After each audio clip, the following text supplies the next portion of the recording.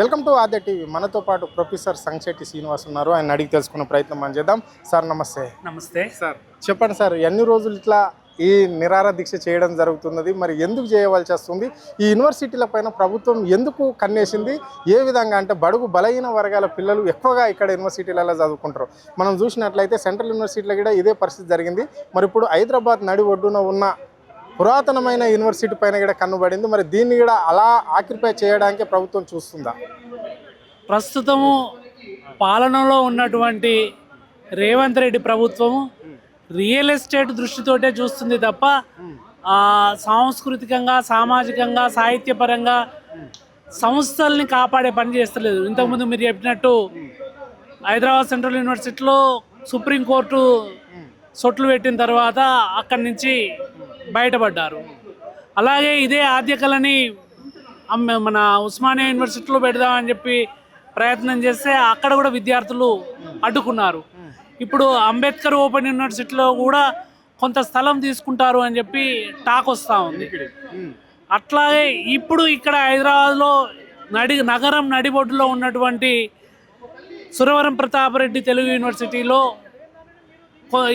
కొన్ని రోజులు ఒక సంస్థకు, ఆద్యకళ సంస్థకు కొంత స్థలం ఇచ్చేసి ఆ తర్వాత వాళ్ళని వేరే దగ్గరికి పంపించేసి ఈ బిల్డింగ్ని కబ్జా చేసుకొని రియల్ ఎస్టేట్కు లేదా హోటళ్ళు నడిపించుకునేందుకు ఇవ్వాలని చెప్పి ప్రభుత్వం ప్రయత్నం చేస్తూ ఉంది. ఎందుకంటే ఫలక్నుమా ప్యాలెస్ అప్పుడు అక్కడ ఇప్పుడు హోటల్ పెట్టారు. దీన్ని కూడా హైదరాబాద్లో నగరం నడిబొడ్డులో ఉన్నది కాబట్టి దీన్ని హోటల్గా చేసుకోవడానికి ముందుగా ఒక పునాదిగా ప్రైవేట్ వ్యక్తులకు ఈ బిల్డింగ్ ఇవ్వాలని చెప్పి ప్రయత్నం చేస్తూ ఉంది. నిజానికి మనము తెలంగాణ వచ్చిన తర్వాత బొమ్మలగుట్ట శాసనం ద్వారా తెలుగుకు క్లాసికల్ హోదా వచ్చింది, ప్రాచీన సాహిత్య హోదా తెలుగుకు దక్కింది. కానీ వచ్చిన తర్వాత హైదరాబాద్లో సెంటర్ పెట్టాలి అని చెప్పి కేంద్ర ప్రభుత్వం అడిగితే హైదరాబాద్లో వాళ్ళకు స్థలం ఇవ్వలేదు. అంతేందుకు నేషనల్ బుక్ ట్రస్ట్ వాళ్ళు హైదరాబాద్లో షాప్ పెట్టుకుందామంటే స్థలం కల్పించలేదు. ఇప్పుడు నెల్లూరులో తెలుగు క్లాసికల్ సెంటరు ఏర్పాటైంది. అట్లాంటిది హైదరాబాద్లో ఏర్పాటు చేసినట్టయితే బాగుంటుండే. అట్లా కాదని చెప్పి ప్రైవేట్ వ్యక్తులకు ఈ బిల్డింగ్ని దానం చేయడం అంటే, ఇవ్వడం అంటే, ఇక్కడ స్థలమే లేదు. ఆల్రెడీ 1800 మంది విద్యార్థులు డిస్టెన్స్ ఎడ్యుకేషన్ తోటి ఇక్కడ చదువుతారు. డిస్టెన్స్తో కాకుండా రెగ్యులర్ మోడ్లో ఫ్యాషన్ డిపార్ట్మెంట్ వాళ్ళు, యోగా వాళ్ళు, రీడిజైనింగ్ వాళ్ళు, జ్యోతిష్యం వాళ్ళు, అట్లా ఒక 500-600 మంది స్టూడెంట్స్ అడ్మిషన్ ఉన్నాయి.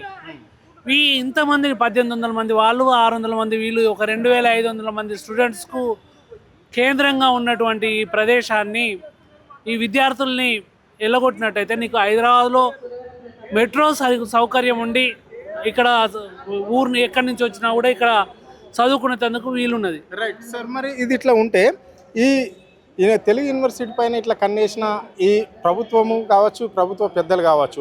సో మరి ఇంకా పాలమూరు యూనివర్సిటీ ఉన్నది, ఇక్కడ మళ్ళీ తెలంగాణ యూనివర్సిటీ ఉన్నది. మీరు అన్నట్లు అంబేద్కర్ యూనివర్సిటీ పైన కూడా నిఘా ఉంది అని చెప్తున్నారు. ఉస్మానియాలో ఫెయిల్ అయ్యారు, కాకతీయ పైన కూడా వేయడం జరిగింది. అంటే ఇట్లా తెలంగాణలో ఎన్ని యూనివర్సిటీలు ఉంటాయి, ఈ ఒక్క యూనివర్సిటీతో తేలిపోతుందా? అంటే ఇక్కడ కానీ కాంప్రమైజ్ అయితే అక్కడ ఆ యూనివర్సిటీల మీద కూడా ప్రభావం పడే అవకాశం ఉందా? ఖచ్చితంగా. ఎందుకంటే యూనివర్సిటీలకు నేను రాగానే అన్ని నియామకాలు చేస్తాను, 1000 కోట్ల రూపాయలు ఉస్మానియా యూనివర్సిటీకి ఇస్తాను అని చెప్పి రేవంత్ రెడ్డి మాట్లాడిండు. అదే ఉస్మానియా యూనివర్సిటీకి పోయే మాట్లాడిండు. ఇప్పుడు వాళ్ళ 1000 కోట్లు ఇచ్చుడు కాదు, వాళ్ళ జీపీఎఫ్ పైసలు తీసుకుంటా అని చెప్పి వాళ్ళు ప్రావిడెంట్ ఫండ్లో సేకరించుకున్న మొత్తాన్ని, మీ దగ్గర ఎన్ని పైసలు ఉన్నాయి, మీ డిస్టెన్స్ ఎడ్యుకేషన్లో ఎన్ని పైసలు ఉన్నాయి, ఎన్ని కోట్లు ఉన్నాయి, లెక్కలు చెప్పండి, మేము మాకు అవసరం ఉంటే వాడుకుంటాం అని చెప్పి వాళ్ళకి చెప్తారు. ఈ ప్రభుత్వం పైసలు ఇచ్చేది పోయి ఉన్న పైసలను గుంజుకునే ప్రయత్నం చేస్తుంది తప్ప వేరే ఏం లేదు.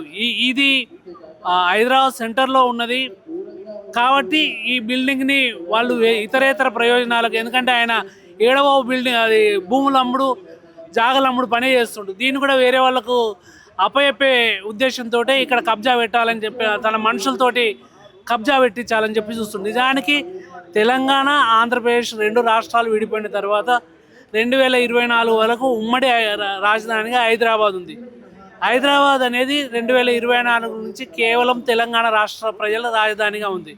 కానీ వాళ్ళు ఖాళీ చేసిపోయిన బిల్డింగ్లు వందలు వేలు హైదరాబాద్లో ఉన్నాయి. ఆ బిల్డింగ్లలో ఆద్య కళకు సంబంధించినటువంటి అవకాశం కల్పించకుండా విద్యార్థులు, పేద విద్యార్థులు వాళ్ళు ఇంటర్మీడియట్ స్థాయిలోనే ఆపేయాల్సిన వాళ్ళు ఏదో కష్టం పడి, ఎన్నో కష్టాలు పడి డిగ్రీకి పీజీకి వస్తే వాళ్ళ పుట్టగొట్టే విధంగా, వాళ్ళకు విద్యా అవకాశాలు లేకుండా చేసే విధంగా ఇది కబ్జా పెట్టాలని చూస్తారు. మేము కబ్జా పెడతలేము, విద్యార్థుల్ని బాచుపల్లికి పంపిస్తాం. బాచుపల్లిలో ఇప్పుడు ఉన్నదానికే అక్కడ స్థలం సరిపోవట్లేదు. ఇక్కడ పిల్లలకు రోజు క్లాసులు అవుతూ ఉన్నాయి. ఏ ఒక్క రూమ్ కూడా ఖాళీగా లేదు. ఎందుకంటే నేను యూనివర్సిటీలో కొన్ని రోజులు పనిచేసిన వ్యక్తిగా చెప్తున్నాను. ఎక్కడ కూడా ఇక్కడ ఖాళీలు లేవు. ఒక కమిటీ వేయండి, ఎక్స్పర్ట్ కమిటీ వేయండి, ఇక్కడ ఎన్ని రూములు ఖాళీ ఉన్నాయో చూడమనండి.